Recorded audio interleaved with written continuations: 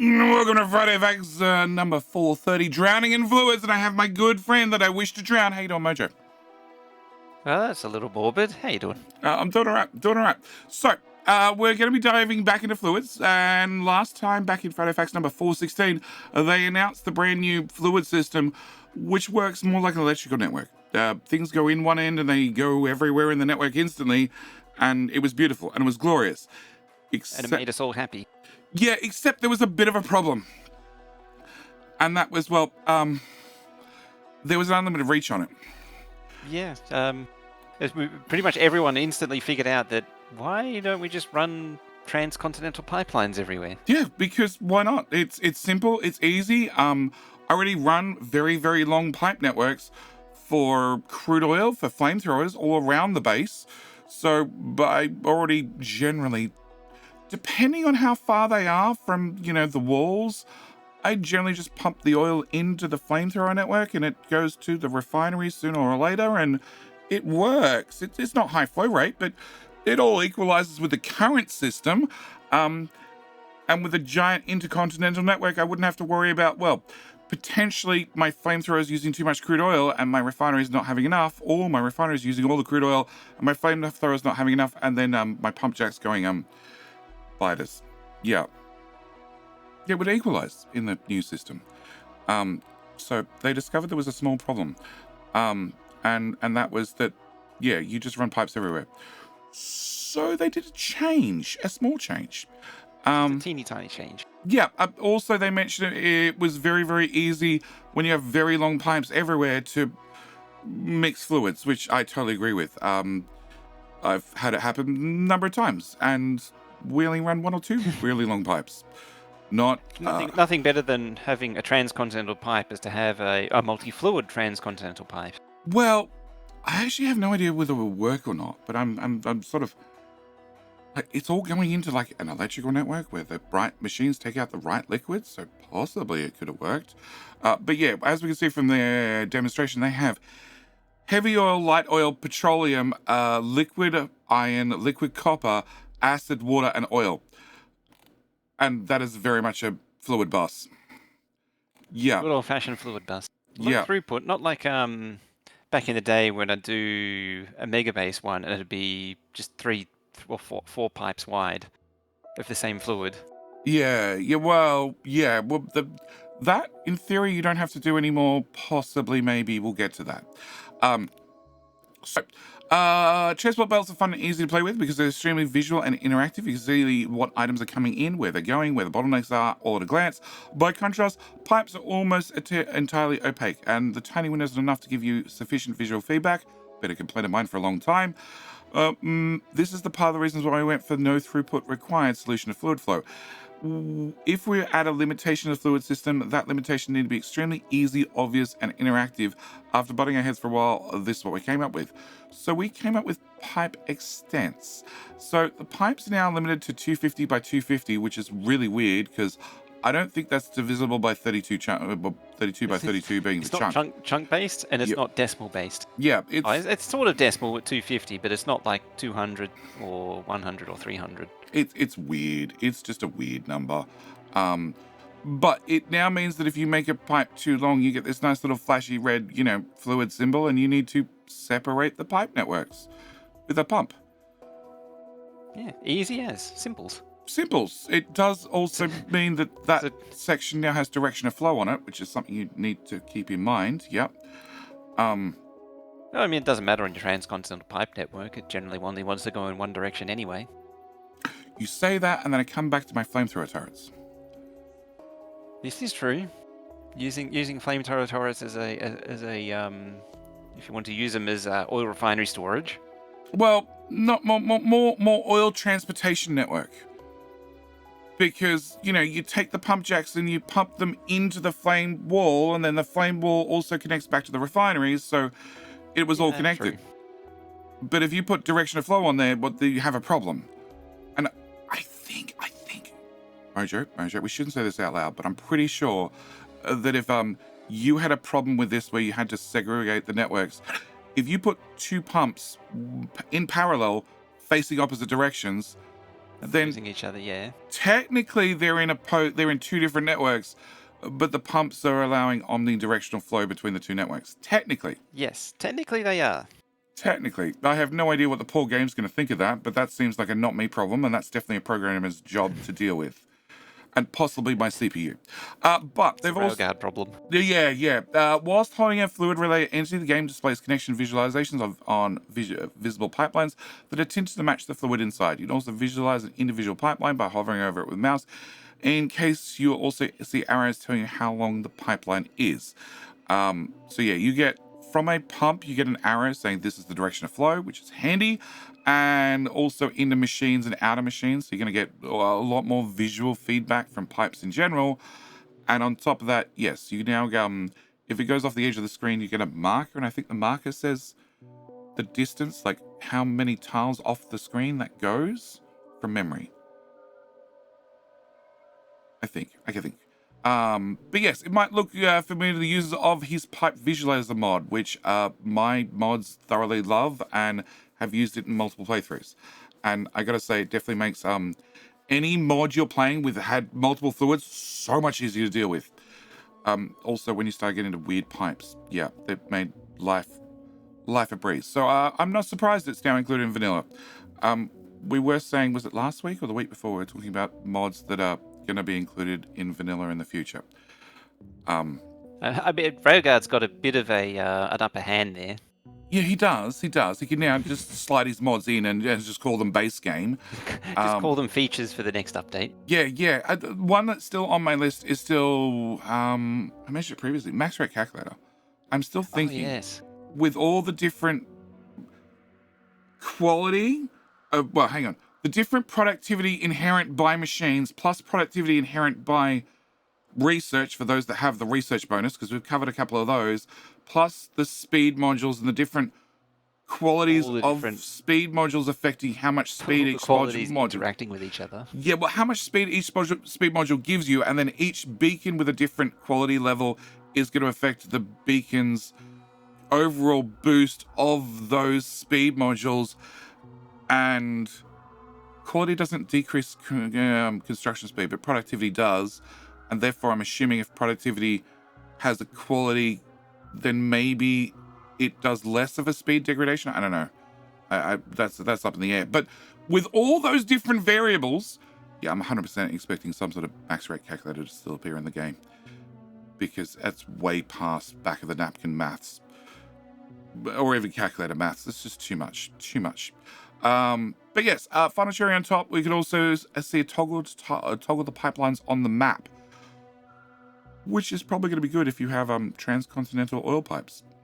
Yeah, it'd be nice to see them. Also, nuclear reactors are going to be so much easier. Oh yeah, they're going to light up like anything. Yeah. It's like an oil build. Yeah. So when you're building individual setup, you don't have to worry too much about pipe throughput. You connect the pipes and it just works. However, connecting setups together requires slightly more thought. Now you actually have to worry about directionality and the throughput of the pumping stations.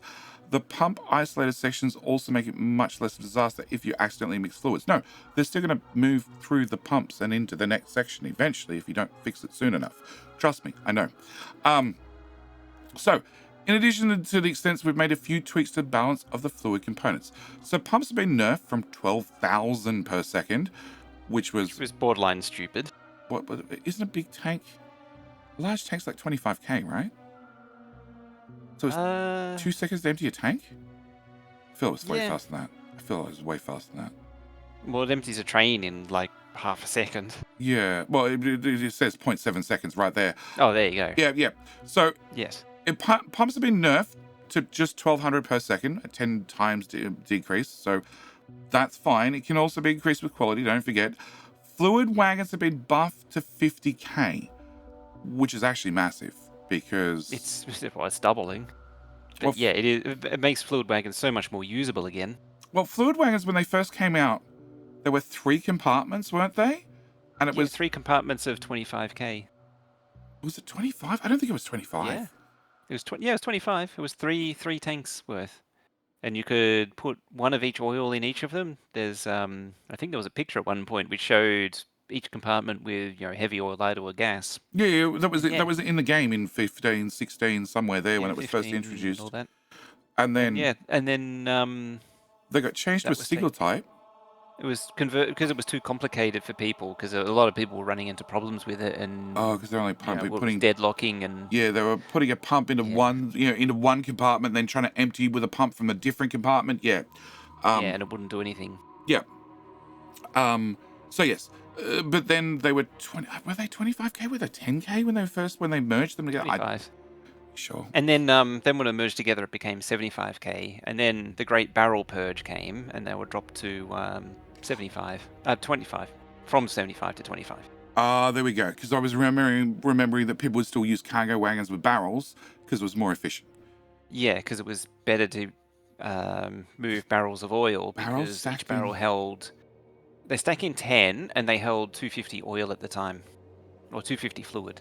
Oh, that's right. And now they now do 50. Yeah, yeah. So you end up Yeah, with a wagon full of full barrels and a wagon full of no, just fulls. Yeah. So you end up with yeah. 40 by 40 40 by by 10 10 by 250. by 250, which is whatever that comes out at. And yeah, you move them with barrels because it did mean that you had to handle the whole unbarreling at the other end and make sure you had some sort of buffer and everything else. And it was stuff that you had to handle, logistics game. It was perfectly reasonable in my concepts. Um, but it sort of made the fluid wagons really not worth it if you really wanted to go for, Yeah. yeah, yeah. I mean, to Um, be fair, at that time, fluid wagon was still somewhat it new, was very so new. most of us It was still very had new. barreling systems.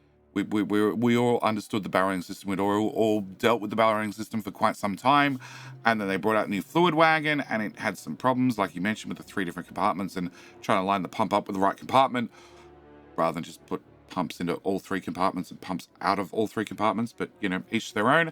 And There was yeah, a slider as well to link them together, but it required clicking on each one every time. oh, did it? I don't remember the slider. Yeah, Okay. I seem Uh, to remember the slider. I don't. Okay. Water to steam ratio change makes it more possible to supply power or nuclear setups using fluid wagons or even water barrels. So up until now, running a nuclear power plant off a train delivery water was a good way to watch your power die. Yeah, or or watch a nuclear power plant pick up an entire train, pour its entire contents into a reactor, and then consume it as steam, and then turn into power within 10 seconds. Yeah. Well, the other thing was that if the nuclear reactor ran out of water, therefore didn't have any steam, therefore couldn't make any power, the pump that was required to Pump stopped working. unload the train also ran out of power. So yeah, yeah. So interesting change. It does mean that, in theory, rather than needing many pumps for nuclear reactor setups, you now need 1/10 of that. Yes. But it Possibly. also means that you're not dependent on nuclear being sat on top of a lake, because that's basically the only way to supply water to Uh, not the at least a only way, large but one. it made life very easy, very easy. And I got to admit, I even with these changes, I'm still going to look for a lake to either put the reactor Yeah. beside or on. Let's be honest. Until they give us flying biters or swimming biters that can attack my nuclear reactor that has no defenses because it's in the middle of the lake, I'm still going to look for a lake, 100%. Yeah, I'm sort of sick of it on the lake anyway. Yeah. So the extents combined with these changes have made the choice between fluid trains and large pipelines much more varied. Omni pipes no longer one true solution for everything. You can still build them, but the required circuits are far less magical. Will you choose the near instant transportation of a pipeline or the enhanced flexibility of a fluid train? I'm sorry, I'm going to choose the Omni pipes for vast distances, well, up to 250 tiles, probably 500. Anything further than that, i.e., crude oil, is probably going to end up with a train in a tank. Yeah. So then we have some algorithm tweaks. So the output rate used to be unlimited for pipes, but now it's inversely proportional to the fullness ratio of the sink, i.e., the more fluids in the pipe network, no. The less fluids in the pipe network, the faster you can put more fluid into the pipe network. Yes. Yes, And then that's the one. the other way around as well. So the more, For sucking it dry. yeah, so the more fluid that's in there, the quicker you can get fluid out of the network. And the special exception for storage tanks has now been removed. Yeah. Also, there's a new special exception that if you're pumping out of a fluid wagon from a train, then it gets pumped no matter what. There is a hard-coded limit of 100 fluid per flow operation, which is 6,000 per second. This limit is multiplied by the fullness ratio of the source and the sink produce the actual flow rate. And this proportionally is what allows machines to share fluid more evenly. Machines that you update first will still get a greater share of the fluid, but the difference is much more subtle than it was in 1.1, where the order you build each pipe into would greatly affect the flow. It's true, but it really didn't affect most people. You normally didn't really see it until the network was really stressed, Yeah. but it did lead to some hilarious things. Where it's like in a line of 4 or 5 or 8 machines, it's like the third from the beginning would just see nothing, and then Yeah. the Yeah. end would have the most. Yeah. Yeah. Or like second from the end would have the most, and then the end wouldn't have anything. Yeah, it did leave some weird stuff just on update flow of different fluid entities. Yep. The output late is particularly interesting because it makes fluids feel much more like fluids again. Before, a pump could just push in fluid at the max 6,000 second rate until the pipeline was 100% full, but now it slows down as the pipeline fills. For each pipeline, there is a certain fullness ratio where the output and the input rates equalize, and the level of fluid in the pipe oscillates around this point as the machines do their work, which is true, except it's still a magical fluid network that instantly transports everything. And although they've gone and nerfed our pumps down to 1,200 per second, if you put 20 of them in series, yep. Yep, you still have a teleporting pipe. Yeah, which might still have some sort of limitation according to the max flow of a leaving one pipe network to the next pipe network, because the next pipe network might be full very quickly, blah, blah, blah, blah, blah. But then if you put another 20 in series at the other end of that, then magically it'll be very empty as fast as being very filled. And you can still have transcontinental pipes with unlimited flow rate by just having many pumps in series. It's how we automate everything in Factorio. One machine is okay, but 10 in a row, we paralyze the project. It happens so much faster. Yeah. So I'm interested to see what happens there. Because you mentioned when you did the land thing that they mentioned it was this was implemented at that point. You had your first oil was very far away, like train distance away, and you had to use pipes, and that was over the 250 limit. And so yeah, we had to deal with it as it says. Yeah. And was one pump enough to fix the problem? I assume, because it was baby's first oil setup. I think for the pipeline it was one, but then it needed a second one at the oil refineries. At the oil refineries. Just to split it. But that gave you enough flow rate? Yeah. Again, it's your very first oil refinery, so it doesn't consume that much oil. Yeah, it wasn't a serious oil build. Yeah. So you couldn't tell the difference. Yeah. But then again, if you were later in the game and you really wanted to have, if you maxed out the resources and blah, blah, blah, blah, blah, and that home patch was still very healthy and been speed moduled and beaconed and everything else, and it's still putting out an incredible amount of oil, then maybe you want 5 pumps in series and just, max flow rate that thing. Yeah. Also, unloading from a train into a tank is going to be a limit, but unloading from multiple trains into multiple tanks to then join all those tanks together into one network, which you can do, and then have a series of pipes that are then parallel joined to the next network that's hooked in the oil refineries, because there's always been that limitation that,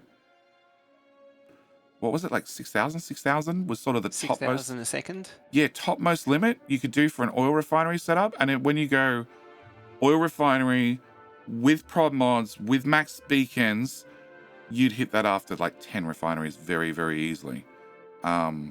It would not be that many refineries to hit that magic number. 10, 12, 14, it wasn't that many. Sure, it was a lot of modules, but the end game, everything's a lot of modules. Now, in theory, they have unlimited flow rate, as long as you're consuming it fast enough. Maybe you can finally have one central oil refinery rather than a oil refinery on many different pipe networks that you're trying to balance the light oil and the petroleum and the heavy oil between the different networks, which was always a whole new headache. Yeah. And we know you like a headache. I love a headache. I love a headache. I love a problem that needs to be solved, but that was a problem that was very annoying. And the best way to solve it was just have this one is dedicated to make heavy oil, and a certain portion of my heavy oil is dedicated to lube, and then a certain amount of my light oil is dedicated to petroleum. And if petroleum backs up, then the heavy oil one keeps working, and the light oil one keeps working. And bad luck. Well, they were prioritized to take out that petroleum first. Yeah, so they keep running. So you have a system that scales up as you consumed more. But Railguard continues with never quite done. The pipeline extents system and balance tweaks were in place for LAN party, as we mentioned.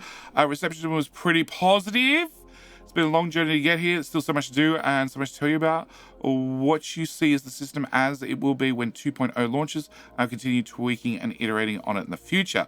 I'd like to take a moment to thank everybody for the feedback on the previous, Friday Facts number 416, where we first covered it, because yes, pipes and fluid flow rates have been a long... It's a very long-running saga, this one. Yeah. Lots of people have said, like, I'm currently playing Satisfactory, and Satisfactory not only has fluids, but they have fluids with head lift because it's 3D.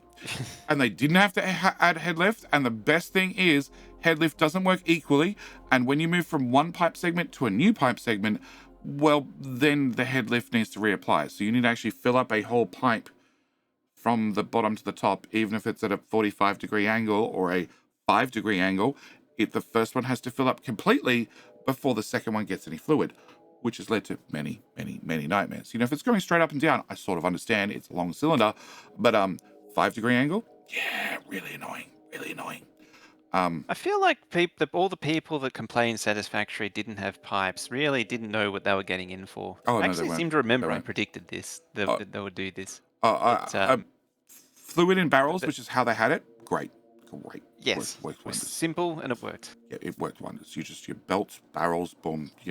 Where the barrels come from, who cares?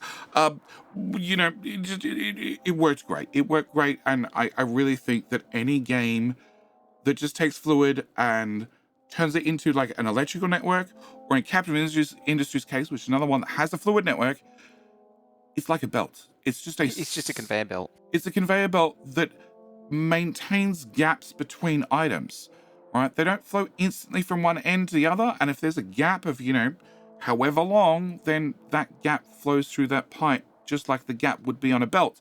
And it works well. It works really well. The only catch is it's not omnidirectional, which is annoying. It's a conveyor belt in Oni as well. Fluids? Yeah, they are too. They are. Yeah, it's Yep. just a packet of water moving around in circles in your fluid network. Yep. And they still managed to make it laggy. Oh yeah, they did. Oni has its own very own separate problems when it comes to fluids. But yeah, fluids in most games are a pain in the ass. Please, all devs, if you're ever watching this video or any others, just turn an electrical network. Just by the magic of oopsie, it's just like electricity. It flows omnidirectional, upsy downsies, lefty righties, works just yep. Because trying to program it, you're gonna make hell for the people that are playing your game, and also for yourself. Yeah. But with that said and done, next week's Friday Facts 431 predictions. Getting really close, Mojo. Really close. Are we going to see? Well, are we going to see the final planet? Are we going to get details on the final planet? That's what it's really down to. Like we know the names. See anything? Well, we know the names of Quillo. It's been leaked. Prior to that, it's been guessed. But are we going to get details? Because it's a planet.